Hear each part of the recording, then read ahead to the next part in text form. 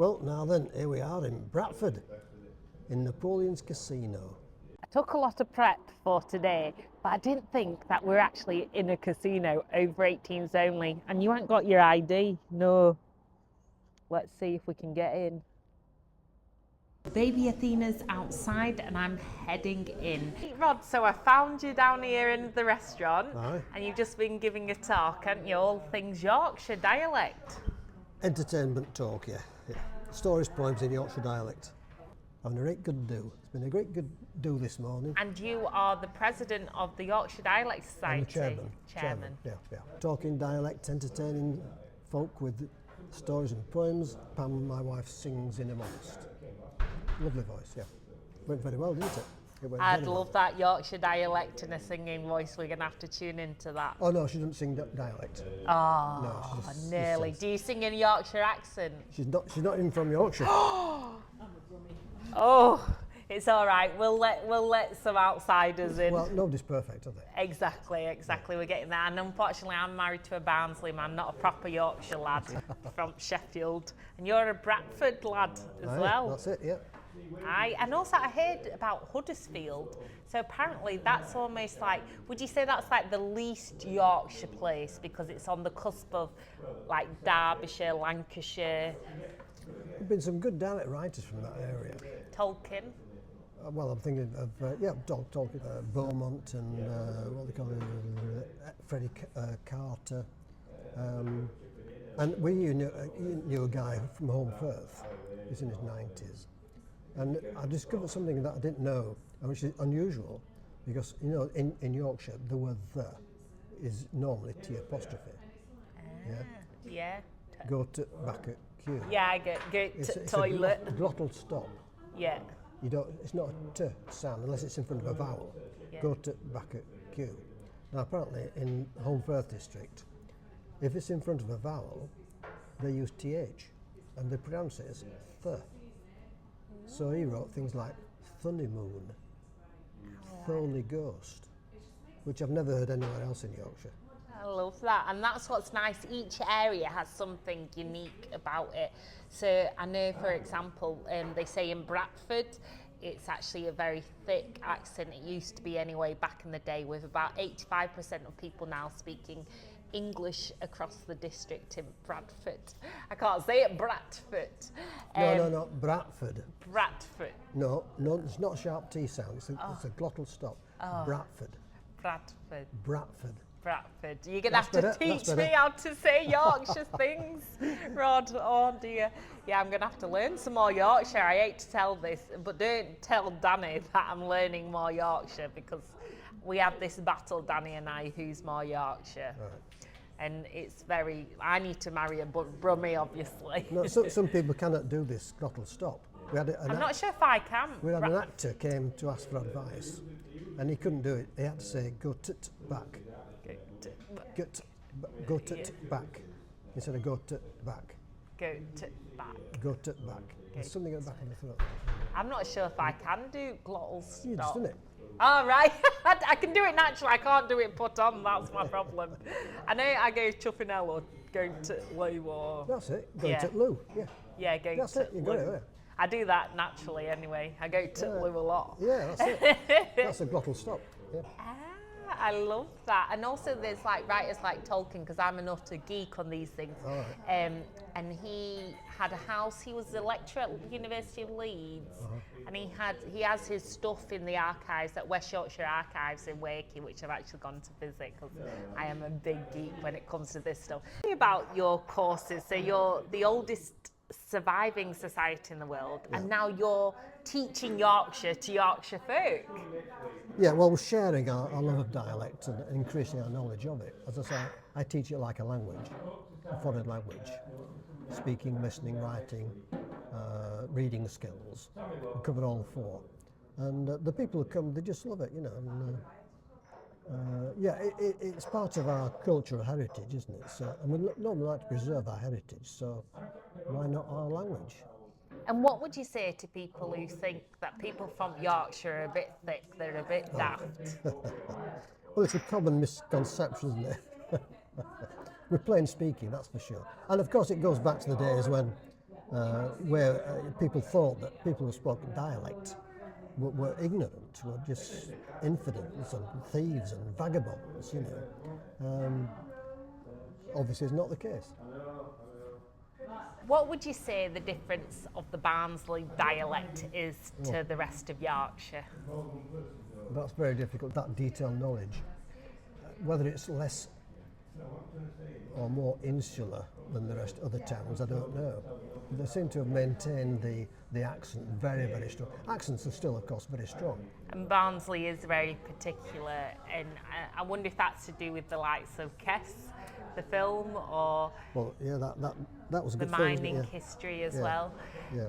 I'm going to ask you now, because I'm from Sheffield, and we always have a battle between, I say I'm more Yorkshire than my husband's, who's right. from Barnsley. So I think he wins on that point. But what's one of your favourite Yorkshire words? Leet Gian. Oh, I don't know what that means. We just had it now. It means as Leet Gian as a posseriad, a posser. You know what a posser was?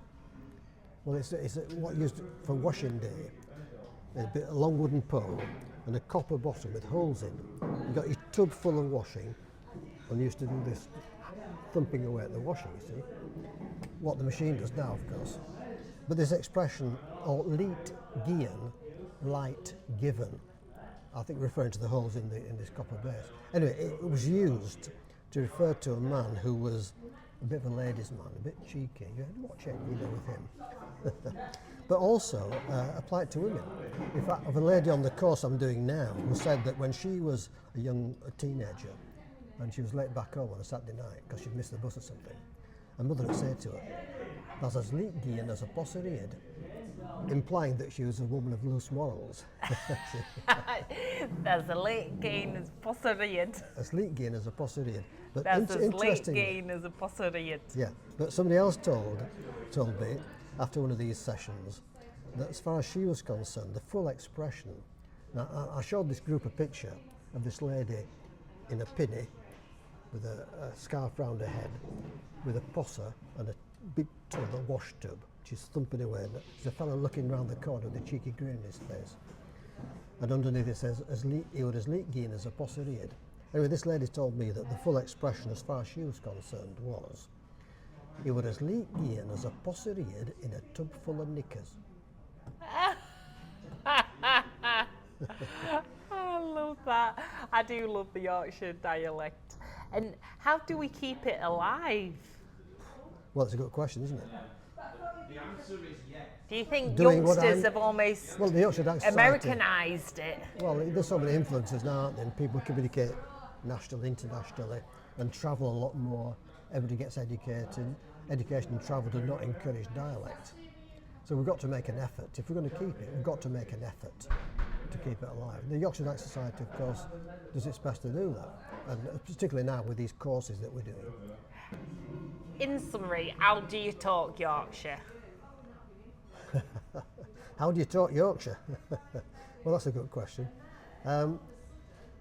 Well, it's nearer to the original English, you know, than standard English. Because there's so many influences on standard English through the Romance languages, which don't come into Yorkshire dialect. Our language is Germanic. So I used to teach German, so lots of words. And we tend to write things down as we say them. I don't know, we'd talk it as we were brought up, I suppose. You know, if you heard it in your formative years, as I did, even though you might move away from it when you go to university and so on, it's easy enough to go back to. I used to go home and, I was in my 30s, before I got into Yorkshire dialect, and my dad would say, "Oh, come in lad, shut door, put wood it Doyle, sit this end down." And to my mother it'd say, "Make us a pot of tea, lass." And that's it, silly old fool, what's he doing talking like that? But I wish you were out these days to hear me do what I do now. You know. What intrigues you the most about the Yorkshire dialect? It's so expressive. It really is. It's so expressive. And I say, there's a lot of humour. I mean, we tend to be very direct, don't we? In Yorkshire, we say what we mean. Aye. And Germanic, it's short, pithy expressions. all these long multi-syllable words which have come through French and Latin don't feature in Yorkshire dialect. Very true. That's a really interesting fact. What are some of the facts about Yorkshire dialect that we might not yet know of? That you might not know of? Yeah.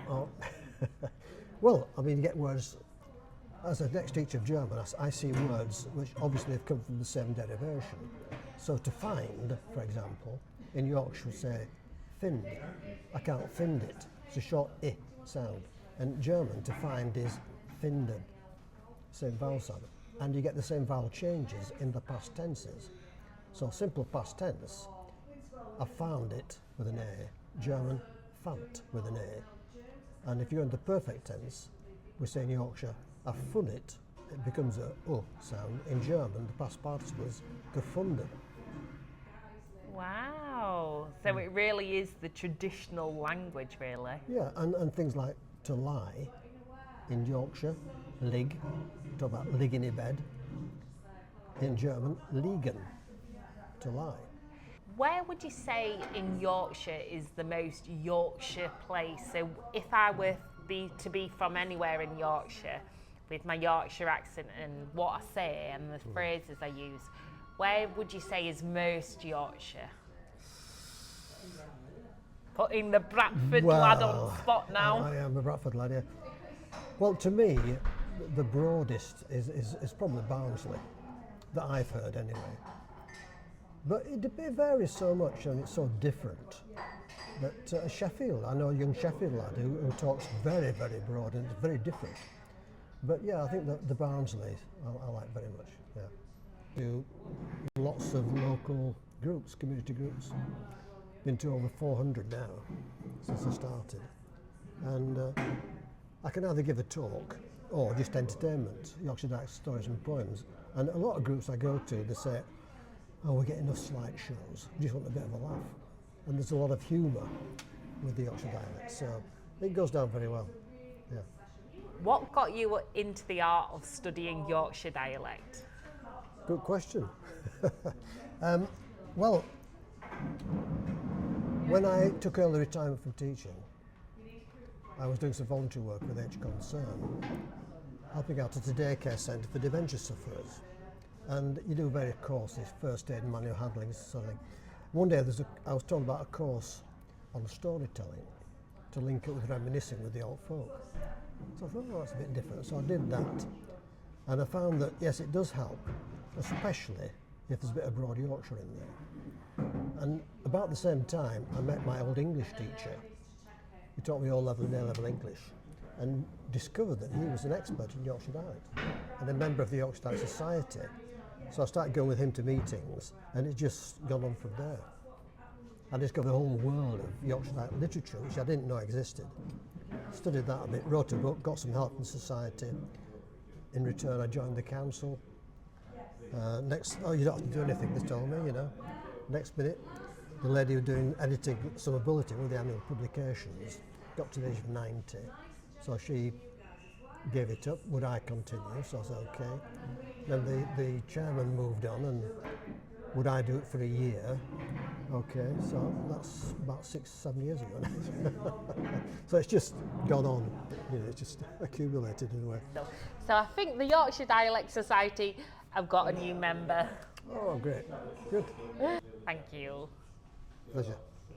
And don't forget, not because I'm competitive, but I need to beat Mr. Yorkshire, so please comment below, share this video, like it a lot, show Danny that we're not missing him that much. And he certainly isn't missing all my facts.